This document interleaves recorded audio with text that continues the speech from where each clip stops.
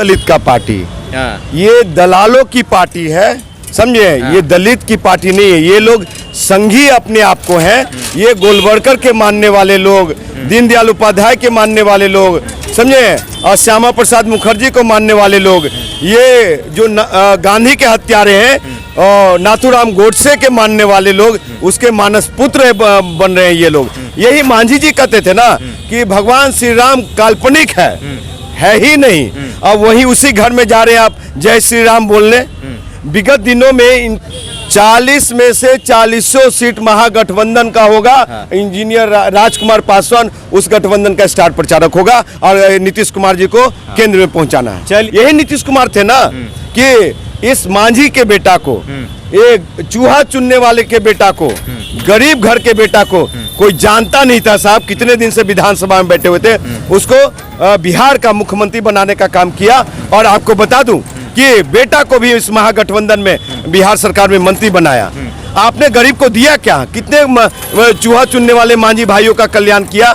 कितने मांझी के बेटाओं को दिल्ली यूनिवर्सिटी, जेएनयू में और कहां एडमिशन कराया आपने? कितने 2024 का लोकसभा चुनाव करीब है और नीतीश कुमार बिहार के मुख्यमंत्री विपक्ष के लोगों को एक करने में पूरी मेहनत मुशक्कत कर रहे हैं, लेकिन दूसरी तरफ उन्हें झटका भी मिल रहा है। महागठबंधन से पहले जेडीयू से उपेंद्र कुशवाहा बाहर होते हैं और अब महागठबंधन से जीतनराम मांझी बाहर हो गए हैं और ये कहते हुए बाहर हुए हैं कि उनकी पार्टी को मर्ज करने की बात की जा रही थी। हमारे साथ इस मुद्दे पर बात करने के लिए इंजीनियर राजकुमार पासवान जी हैं। बताइए, एक दलित की पार्टी आप लोग नहीं रहने देना चाहते हैं, ऐसी आप लोग विपक्षी एकता से दूर रख रहे हैं, ना मायावती ना वैसी, अब मांझी जी को भी आप लोग हटा दिए। कौन है दलित का पार्टी?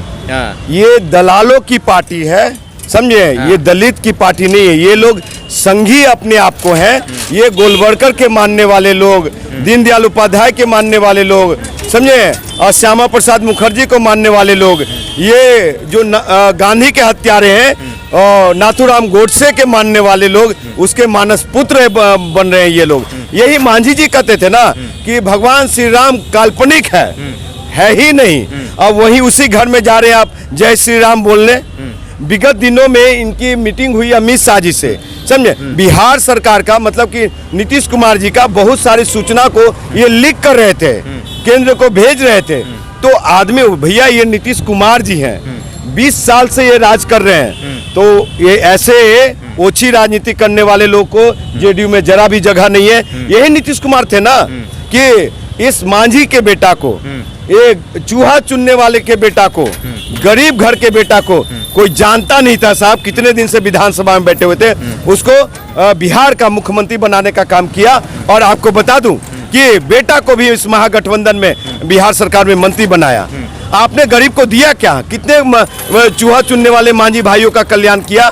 कितने मांझी के बेटाओं को दिल्ली यूनिवर्सिटी, जेएनयू में और कहां एडमिशन कराया आपने? कितने लोगों को ठेकेदार बनाया? आपने कुछ किया? सिर्फ इनकी दर्द है मांझी जी को। मैं उन्हें तकलीफ इस बात की थी कि पार्टी में कहीं भी बैठक हो रही थी, आप उन्हें पूछ नहीं रहे थे।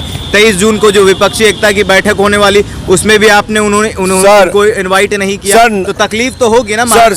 नंबर्स ऑफ लड्डू जो है गोल गोल, इधर कम मिल रहा था, उधर ज्यादा भाव मिल रहा है, इसलिए उस घर में जाना चाह रहे हैं, समझे। अगर भारत का संविधान और आरक्षण पे कुछ आंच आया तो उसके लिए जिम्मेवार ये जीतनराम मांझी, संतोष मांझी और चिराग पासवान, चाचा नीतीश कुमार जब थे भाजपा के साथ तब उनसे सवाल नहीं करते। अभी मांझी जी चले गए, अपने लोगों के लिए गए, उन्हें ज्यादा सीट मिल रहा होगा, ज्यादा सीट पर रिप्रेजेंट करेंगे, ज्यादा उनके एमएलए होंगे तो ज्यादा मंत्री पद मांगेंगे। अरे साहब, आपको बता रहे ना, मांझी जी को दर्द इतना ही है कि हमारी पुतोहू कैसे हाउस में जाएगी, हमारी बेटी कैसे हाउस में जाएगी, मेरा दामाद लोकसभा विधानसभा कैसे जाएंगे, मेरा बेटा कैसे लोकसभा जाएगा और कैसे बिहार का मुख्यमंत्री बनेंगे। तो इसलिए आपको बता देता हूं, इनको आवाम का चिंता नहीं है, 13 करोड़ आवाम का चिंता नहीं है, इनको परिवार का चिंता है। और अपने निहित स्वार्थ में ये लोग साहब संघ भाजपा के मानस पुत्र बन चुके हैं, एजेंट बन चुके हैं। और देख लीजिए, कुछ ही दिनों में जो मिलना है 19 तारीख को अमित शाह जी से जीतनराम मांझी जी को, पहले भी मिले थे। पहले भी मिले थे। अब वहां से आएंगे तो वाई सुरक्षा, वाई प्लस, जेड सुरक्षा, जेड प्लस के ऑफर साथ ये भी आएंगे। मिला है कि किसी राज्य के राज्यपाल भी बन सकते हैं। वो तो पहले भी मिला था इनको, तो कहाँ बने?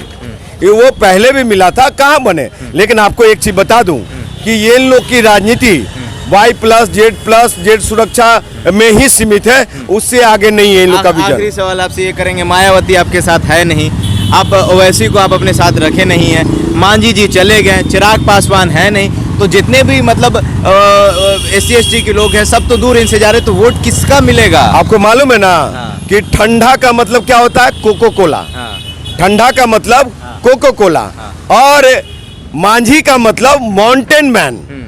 तो माउंटेन मैन का बेटा और दामाद जेडीयू के साथ खड़े हैं, यानी बिहार का मांझी खड़ा है, इसलिए ऐसे नकली मांझी 24 से में घाटा कुछ नहीं होगा। 24 में आपको बता दूं कि ये लोग रिकॉर्ड वोट से हारेंगे। कौन? यही संघ भाजपा के गठबंधन गठजोड़ के साथ जो जा रहे हैं, और बीजेपी का अपना इंटरनल सर्वे है, संघ का अपना इंटरनल सर्वे है कि 5 सीट से भी ज्यादा नहीं जा रहे, और देश में 150 सीट के आंकड़े पार मांझी नहीं जी कर के रहे। जाने से कोई फायदा नहीं होगा। कोई फायदा नहीं हो रहा है फिर साहब। मांझी जी वापस आ जाएंगे। वापस क्यों आएंगे भाई?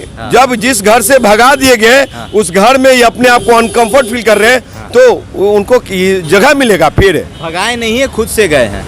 आप मर्ज करने की बात कर रहे साहब मर्ज करने की बात, थे। अब पार्टी को विलय करने मतलब की बात कर रहे पार्टी का विलय करने की कहाँ बात हुई? हैं। हाँ, नीतीश कुमार तो कहे हैं। सुन लीजिए, अब अब आप इस चीज से भी नजर- छोटी छोटी पार्टियां हैं, हाँ। उसकी क्या आवश्यकता? क्यों नहीं रह सकती है? साहब छोटी क्यों नहीं रह छोटी सकती दुकान है? चलाने के लिए। 42 सीट लेकर मुख्यमंत्री बन अरे सकते साहब, हैं। दुकान चलाने के लिए। 42 सीट लेकर मुख्यमंत्री बन सकते हैं। जहिया सुने, जहिया पार्टी नहीं था इनका, जहिया नहीं, आप यहाँ सुने, पे- जिस दिन इनकी पार्टी नहीं थी, इनको कोई नहीं जानता था, उस दिन नीतीश कुमार जी मुख्यमंत्री बनाए। तो 42 सीट हाँ? लेकर मुख्यमंत्री वो बन सकते हैं और छोटी छोटी पार्टियां नहीं रह सकती है। तब जब जेपी नड्डा के कहे थे तब आपको बहुत बुरा लगा था कि हम छोटी छोटी जो भी रीजनल पार्टियां हैं उसको खत्म कर देंगे।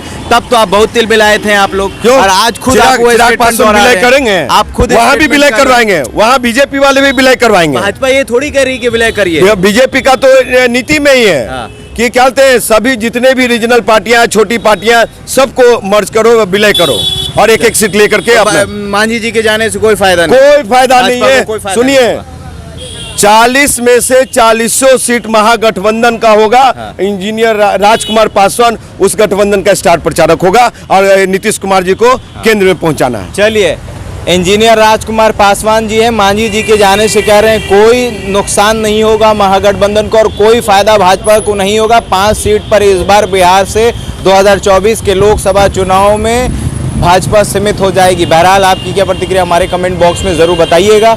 आप देख रहे द इंडियन खबर, बहुत बहुत शुक्रिया।